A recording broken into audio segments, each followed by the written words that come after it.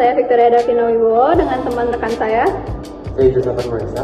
Dan saya Yanto Samuel. Dan pada kesempatan kali ini kami akan melakukan praktikum fluida statis yang berupa Uji kapilaritas. selamat menyaksikan. Jadi apa sih tujuan kita melakukan praktikum ini? Kakak tahu nggak? Nggak tahu. Kira-kira apa tuh? Kalau kakak, Aku kayaknya tahu deh. apa tuh kak? Nah, jadi teman-teman, tujuan kita melakukan praktikum kita pada hari ini adalah untuk membuktikan fisiologi kapilaritas dalam kehidupan sehari-hari. Melalui apa tuh? Nah, jadi kita akan membuktikan bahwa zat air memiliki daya tarik menarik atau adhesi melalui pipa kapiler berpori-pori kecil seperti tisu. Tahukah kalian kalau misalnya pipa kapiler yang tipis akan meningkatkan permukaan fluida, sementara pipa kapiler yang besar akan menurunkan permukaan fluida tersebut. Jadi kalian udah siap belum? Ayo! Nah, jadi untuk langkah pertama dari praktikum kita kali ini adalah kita harus menyiapkan semua alat dan bahan yang kita perlukan. Untuk alat, kita hanya memerlukan 3 gelas identik dengan gelas identik yang tembus pandang. Kenapa harus tembus pandang? Agar kita bisa melihat warna dari cairan yang nanti kita beri pewarna. Kemudian bahan yang kita gunakan yang pertama adalah 2 pewarna dengan warna yang berbeda. Di sini kita menggunakan warna merah dan kita juga menggunakan warna hijau tua. Selain daripada itu, kita juga membutuhkan tisu sebagai uji kapilaritasnya, dan kemudian kita membutuhkan air. Nah, setelah kita sudah menyiapkan semua alat dan bahannya, langkah yang pertama adalah kita isi kedua gelas di kanan dan kiri dengan air sampai setengah tinggi badan gelas.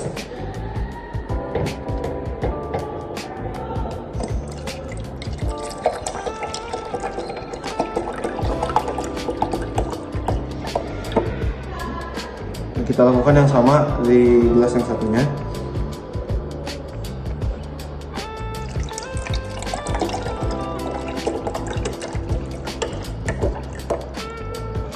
Nah, kalau dirasa sudah cukup, sekarang kita akan memasukkan pewarna ke dalam air yang ada di kedua gelas. Kita masukkan pewarna hijau di gelas yang kiri dan pewarna merah di gelas yang kanan.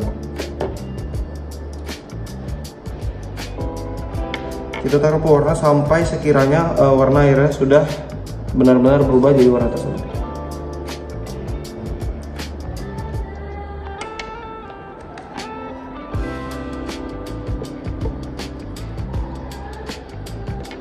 Sekarang kita taruh pewarna merahnya.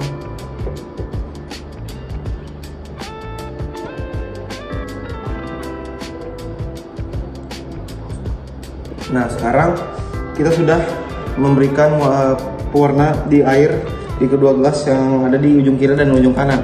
Sekarang kita siapkan tisu kita. Kita ambil dua lembar tisu, 2 lembar.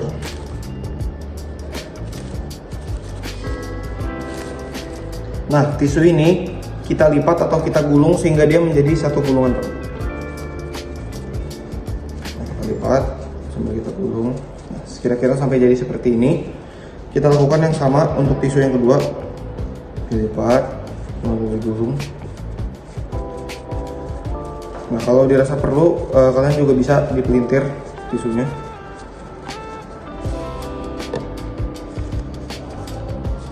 Nah, kalau sudah 2 tisu yang sudah kita gulung tadi, kita lipat 2. Lalu kita letakkan ujungnya di ujung kiri gelas dan ujung kanan gelas.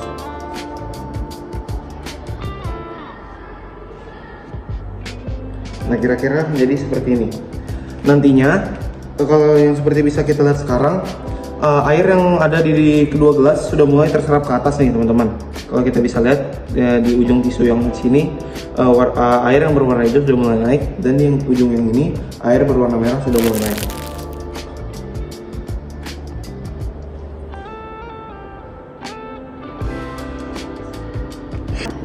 Nah, teman-teman, karena di sini rupanya tisu yang kita pakai masih terlalu pendek setelah dilipat 2, maka kita bisa menambahkan volume air dalam gelas supaya tisunya benar-benar terendam. Nah, di gelas hijau kita taruh air lagi, dan yang gelas merah juga sama.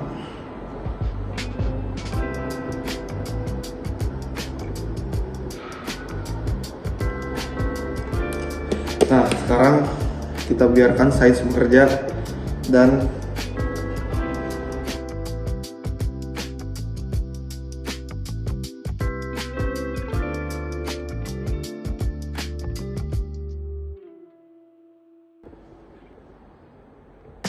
nah, sekarang kita coba lihat ya teman-teman ke gelas yang di tengah. Kalau misalnya kita lihat air yang hijau sama air yang merah udah mulai menetes ya teman-teman di dalam loh. Dia udah mulai menetes. Sekarang kita tinggal tunggu beberapa menit sampai kira-kira air tersebut agak lebih tinggi dan kita lihat apakah kedua warna dari cairan di gelas yang hijau dan gelas yang merah ini bisa dicampur ya teman-teman.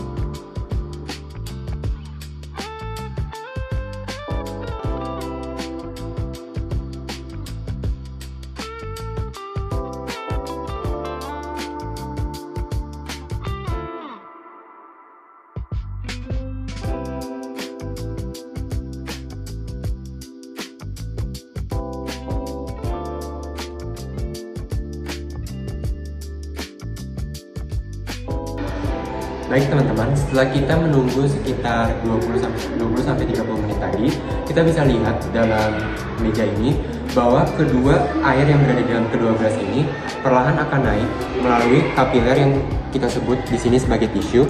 Mereka akan naik kemudian akan berpindah ke gelas yang di tengah ini.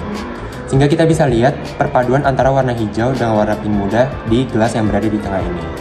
Nah, hal ini tuh disebabkan oleh adanya gaya kapilaritas atau gaya tarik-menarik atau yang lebih kita kenal dengan gaya adesi. Nah, di sini alasan kenapa warna hijaunya itu lebih dominan di gelas tengah karena di sini kita menambahkan lebih banyak pewarna makanan warna hijau, sehingga ketika gaya kapilaritasnya itu terjadi, maka warna hijau ini akan lebih dominan terlihat dalam gelas di tengah ini.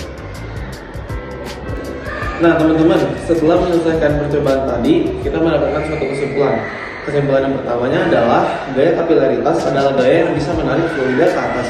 Seperti contohnya pada percobaan ini, kita bisa melihat kalau air yang ada di gelas ini naik ke atas sehingga dia dapat berpindah ke gelas selanjutnya. Adanya gerakan ke atas ini disebabkan oleh gaya kapilaritas tersebut. Nah terus kesimpulan yang kedua adalah bahwa gaya kapilaritas ini sebenarnya adalah gaya yang sering kita temukan dalam kehidupan sehari-hari kita. Contoh paling sederhananya ada pada tisu yang kita gunakan ini.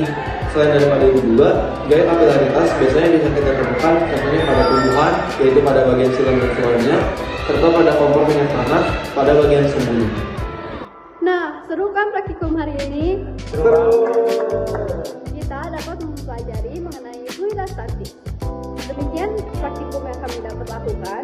Mohon maaf jika ada kesalahan kata maupun informasi dalam video ini.